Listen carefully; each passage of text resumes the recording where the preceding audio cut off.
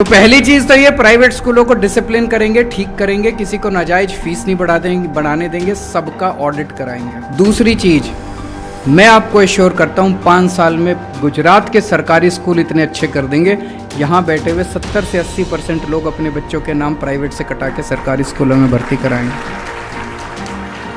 गुजरात के भी 6.5 करोड़ लोगों के लिए हम मुफ्त स्वास्थ्य सेवाओं का इंतजाम करेंगे। आपके लिए सरकारी अस्पताल, गांव-गांव के अंदर मोहल्ला क्लिनिक, शहर के अंदर, कॉलोनी के अंदर मोहल्ला क्लिनिक बनाएंगे।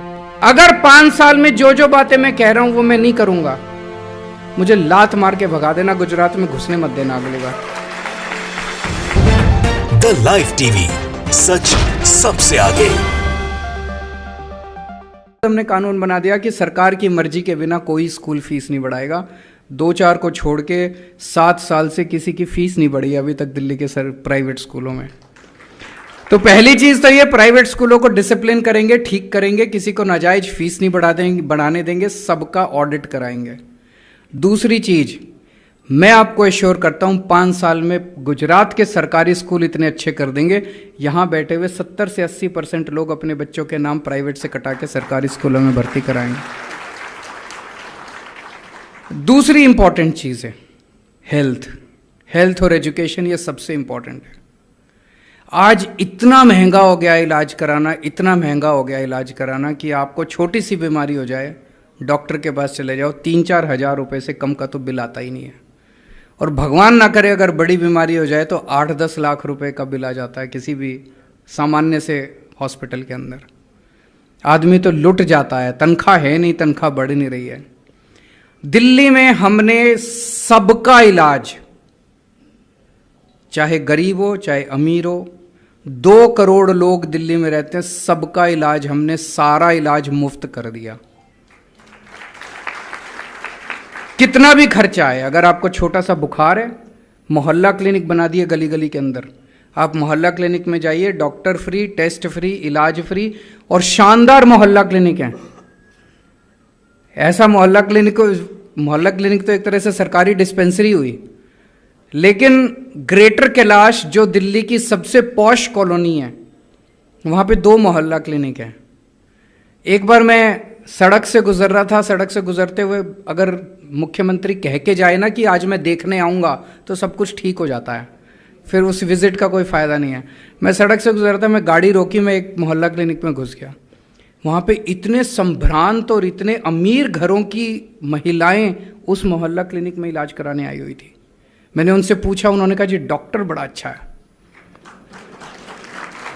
और सारा इलाज मुफ्त होता है, सब कुछ, सारे टेस्ट मुफ्त होते हैं, सारी दवाइयाँ मुफ्त मिलती हैं, सारा इलाज मुफ्त होता है वहाँ से। और अगर आपको कोई बहुत बड़ी बीमारी हो जाए, भगवान ना करे 10 लाख, 20 लाख, 30 लाख का खर्चा आए, वो भी सारा दिल्ली सरकार देती है, सारा इलाज मुफ्त। और सरकारी अस्पतालों को हमने प्राइवेट से भी ज़्यादा अच्छा कर दिया। तो मुझे लगता है कि ये सरकार की जिम्मेदारी है, इसको फ्री की रेवड़ी नहीं कहना चाहिए। शिक्षा और स्वास्थ्य, अच्छी शिक्षा, इंग्लैंड के अंदर सबका इलाज मुफ्त है, सबका इलाज मुफ्त है। 37 कंट्रीज हैं जहां पे शिक्षा, हर बच्चे को मुफ्त शिक्षा मिलती है। अमेरिका में हर बच्चे के लिए मुफ्त शिक्षा का इंतजाम है, इंग्लैंड के अंदर है, जापान के अंदर है। वो लोग अमीर हैं इसलिए शिक्षा मुफ्त नहीं है, उन्होंने अपने बच्चों को शिक्षा देंगे तो अमीर बनेंगे। ऐसे ही ढेरों देश ऐसे हैं जो अपने सारे नागरिकों को फ्री स्वास्थ्य सेवाएं देते हैं। दिल्ली में दी, गुजरात के भी 6.5 करोड़ लोगों के लिए हम मुफ्त स्वास्थ्य सेवाओं का इंतजाम करेंगे। आपके लिए सरकारी अस्पताल, गांव-गांव के अंदर मोहल्ला क्लिनिक, शहर के अंदर, कॉलोनी के अंदर मोहल्ला क्लिनिक बनाएंगे। आप कहेंगे पैसा कहाँ से आएगा? पैसे की कमी नहीं है। ये जो हवा बनाते हैं ना, हवा बनाते हैं, लोन लेते हैं, घाटा हो गया, फलाना हो गया, ढिमका हो गया, पैसे नहीं है सरकार के, बहुत पैसे हैं। इनको अपने लिए हवाई जहाज खरीदना हो तो पैसे हैं, इनको अपने लिए बंगला बनाना हो तो पैसे हैं, गाड़ी बड़ी लेनी हो तो पैसे हैं, जनता कुछ भी मांग ले तो पैसे नहीं है।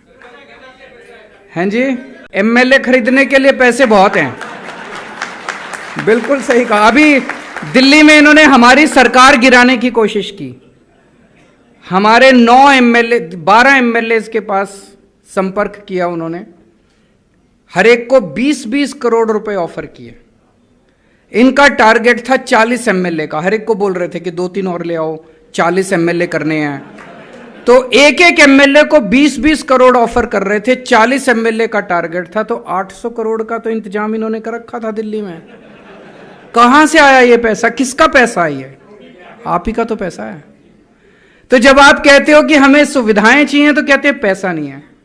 हम एमएलए नहीं खरीदते, ये हमारे धंधा नहीं है, उनका ही धंधा है।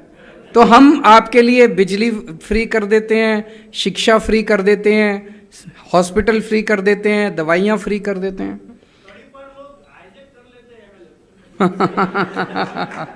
तो भ्रष्टाचार खत्म करेंगे। भ्रष्टाचार खत्म करने से इतना पैसा बचेगा, इतना पैसा बचेगा। और भ्रष्टाचार, आज एक ही पार्टी है पूरे देश के अंदर जो कट्टर ईमानदार पार्टी है। अभी आप लोगों ने सुना होगा पंजाब के अंदर हमारा अपना एक मिनिस्टर, उसकी रिकॉर्डिंग निकल के आई कि वो किसी से पैसे मांग रहा था। भगवंत मान ने आप देखा ना ताव, उसने उसको सीधे जेल भेज दिया, हमारे अपने मिनिस्टर को। ये कभी अपने वालों पे कोई एक्शन नहीं लेते, दूसरे वालों पे सीबीआई ईडी कराते हैं। हमने पहले अपने वाले को भेजा कि हम भ्रष्टाचार बर्दाश्त नहीं करते, हमारा भी कोई भ्रष्टाचार करेगा तो उसको जेल भेजेंगे। आज दिल्ली के अंदर और पंजाब के अंदर किसी भी सरकारी दफ्तर के अंदर कोई भी काम बिना पैसे के होता है। आपको चाहे लाइसेंस बनवाना है, आपको चाहे राशन कार्ड बनवाना है, आपको बिजली का कनेक्शन लेना है, आपको पानी का कनेक्शन लेना है, आपको पेंशन लगवानी है, कोई भी काम कराना है, आपको कोई किसी को रिश्वत देने की जरूरत नहीं है, बिना पैसे के काम होता है।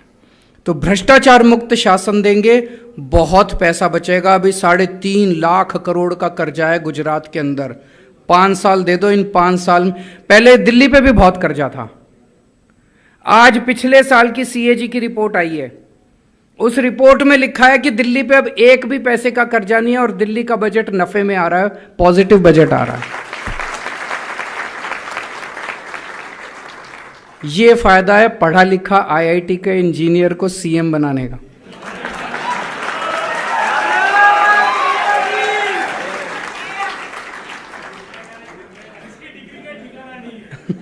समझ आती है मुझे, फाइनेंस भी समझ आती है, इंजीनियरिंग भी समझ आती है। तो भ्रष्टाचार आपका बहुत बहुत शुक्रिया sir, thank you so much, आपका आशीर्वाद रहे। 27 साल आपने इनको दिए, मैं इनकी बुराई नहीं करूंगा, लेकिन 27 साल बहुत होते हैं। इन्होंने जो अब करना था वो कर दिया। अब अगले 5 साल में तो वो वही रिपीट होगा जो ये कर रहे हैं। कोई कुछ नया नहीं करने वाले, कुछ नया नहीं करने वाले। एक मौका हमें भी दे दो।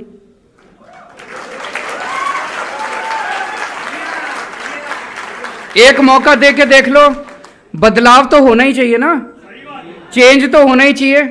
अगर 5 साल में जो जो बातें मैं कह रहा हूं वो मैं नहीं करूंगा, मुझे लात मार के भगा देना, गुजरात में घुसने मत देना अगली बार। एक मौका दे दो। पिछली बार दिल्ली के चुनाव में मैंने कहा था, 2020 में अभी जो चुनाव हुआ, मैंने दिल्ली की जनता को कहा था, मैंने कहा 5 साल में अगर मैंने काम ना किया हो आपके लिए, मुझे वोट मत देना। ये कहने के लिए जिगरा चाहिए। ये लोग क्या करते हैं, हर 5 साल बाद आते हैं, कहते हैं एक मौका और दो। इनके मौके पूरे ही नहीं होते, जिंदगी बीत जाती है, हर 5 साल के बाद आके कहते हैं एक और दे दो, बस एक और दे दो। हम कहते हैं पिछले 5 साल में अगर काम नहीं किया तो हमें। आज मैं आपके सामने बड़ा स्टेटमेंट देके जा रहा हूं। आपके दिल्ली में दोस्त होंगे, रिश्तेदार होंगे, चाहे किसी भी पार्टी के हो, मैं चैलेंज करता हूं, आप उसको फोन करके पूछ लेना क्या केजरीवाल अच्छा काम कर रहा है। अगर वो कहे नहीं कर रहा, मुझे वोट मत देना गुजरात में। दिल्ली की जनता खुश है हमसे, दिल्ली की जनता प्यार करती है हमसे। एक टाइम ऐसा था जब वकील जो हैं दिल्ली के 70-80% वकील जो हैं वो भाजपा के लॉयल थे। आज दिल्ली के 70-80% वकील जो हैं वो केजरीवाल के साथ हैं। वो हमें प्यार करते हैं क्योंकि हम उनका ख्याल रखते हैं। हैं जी, हाँ, आप भी प्यार करते हैं उनसे। Thank you so much. आप सब लोगों का बहुत बहुत शुक्रिया। एक ही रिक्वेस्ट है, मीडिया बहुत कुछ दिखा नहीं पा रहा, उनकी मजबूरी है।